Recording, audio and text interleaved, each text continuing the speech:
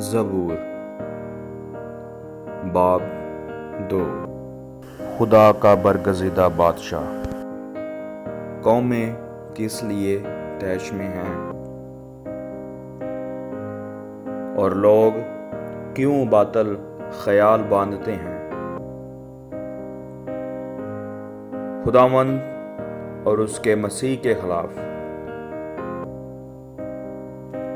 زمین کے بادشاہ صف آرائی کر کے اور حاکم آپس میں مشورہ کر کے کہتے ہیں، آؤ ہم ان کے بندھن توڑ ڈالیں اور ان کی رسیاں اپنے اوپر سے اتار پھینکیں۔ وہ جو آسمان پر تخت نشین ہے ہنسے گا، خداوند ان کا مضائقہ اڑائے گا۔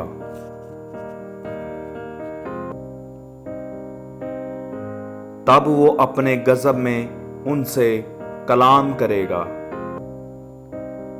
اور اپنے قہر شدید میں ان کو پریشان کر دے گا۔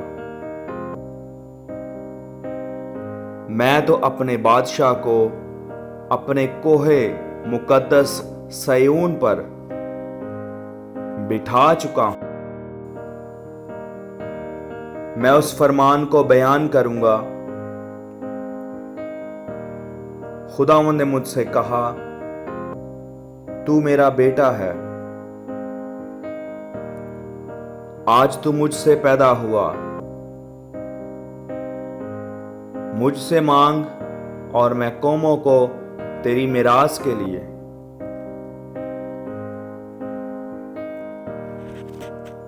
اور زمین کے انتہائی حصے تیری ملکیت کے لیے تجھے بخشوں گا۔ تو ان کو لوہے کے عصا سے توڑے گا، کمہار کے برتن کی طرح، تو ان کو چکنا چور کر ڈالے گا۔ پس اب اے بادشاہو، دانشمند بنو، اے زمین کے عدالت کرنے والو، تربیت پاؤ۔ ڈرتے ہوئے خداوند کی عبادت کرو، کانپتے ہوئے خوشی مناؤ۔